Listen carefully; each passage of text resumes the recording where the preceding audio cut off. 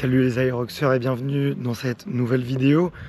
Je sors d'un appel de coaching avec un des membres du programme Rox Evolution, un VIP que j'accompagne tous les mois avec des calls. Et là on vient de commencer et il était très surpris de voir que dans mon programme, grosso modo, il y a à peu près une séance sur deux qui va être une séance vraiment de basse intensité, d'endurance fondamentale, et une séance sur deux qui va soit travailler de la VMA, soit travailler du seuil, soit de l'allure spécifique. Mais bon, on le sait en aérox, l'allure spécifique, elle est généralement très proche du seuil. Et en fait, ce qu'il me disait, il disait oui, j'ai vu plein de vidéos, la méthode norvégienne, il faut faire 80% à basse intensité, seulement 20% en intensité. Du coup, je devrais faire 80% de mes séances à basse intensité. Je devrais faire 80% de mes séances en endurance fondamentale. Et ça, en fait, ça a été vraiment une grosse mécompréhension de la méthode norvégienne qui a été diffusée par plein de mauvais coachs ou de mauvais influenceurs.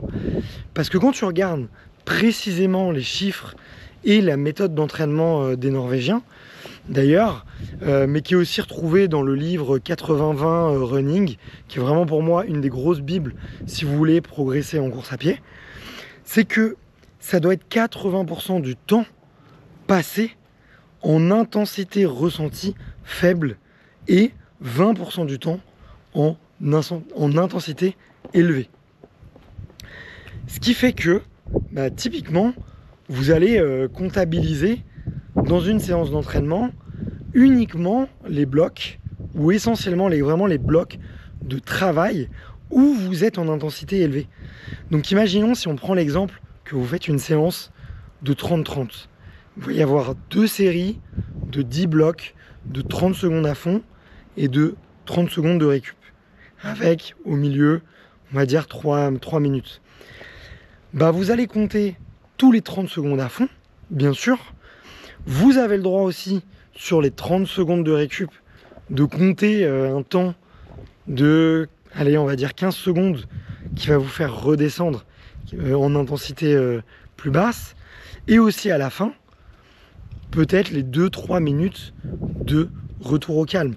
Et finalement, en fait, sur une séance de 30-30, où vous allez faire 20-25 minutes d'échauffement, on va dire 20 minutes d'échauffement, 5 minutes de montée en charge, l'entraînement complet et ensuite 10-15 minutes de retour au calme, et bien tout simplement, vous allez quand même compter quasiment une demi-heure d'intensité sur une heure de séance. Et au final, si vous faites le compte, ça va vous faire une séance d'une heure à peu près, et sur une séance, si le lendemain vous avez une séance, une sortie longue d'une heure et demie, où vous aurez 3 blocs de 30 minutes à faible intensité, et bien vous y êtes à vos 80-20. Et pourtant vous avez fait une sortie longue et vous avez fait une sortie 30-30. Donc il ne faut pas se méprendre, il faut vraiment regarder les études scientifiques, il faut vraiment regarder les plans d'entraînement et les méthodes vraiment avec précision et ne pas foncer tête baissée quand on voit des chiffres à 80-20, je dois faire 80% à basse intensité. Oui, mais en intensité ressentie parmi tout ce que vous allez faire en prenant en compte les échauffements, les retours au calme et les temps de récup. Voilà, j'espère que ça vous sera utile.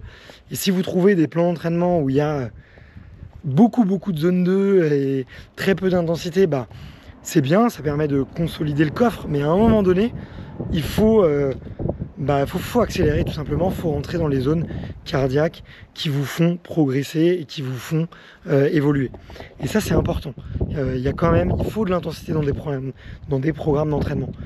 Et à l'inverse, il ne faut pas qu'il y ait que ça, et il faut que quand vous voyez des programmes d'entraînement avec beaucoup d'intensité, aussi se méfier pour regarder si le temps d'échauffement, le volume de retour au calme, il est tout simplement pris en compte dans le programme d'entraînement, parce que ça en fait partie, ça fait vraiment partie intégrante du calcul du volume d'entraînement. Voilà, j'espère que cette vidéo vous sera utile. Si vous avez envie d'aller plus loin, je vais vous mettre dans la description un petit article que j'ai écrit sur 4 séances d'entraînement en course à pied que vous ne trouverez jamais dans les programmes un peu des applications, mais que j'ai lu dans mes différentes lectures et que j'ai lu dans les programmes d'athlètes de très haut niveau et dans les études scientifiques, des méthodes qui marchent. Ça va vous surprendre, donc premier lien dans la description si ça vous intéresse.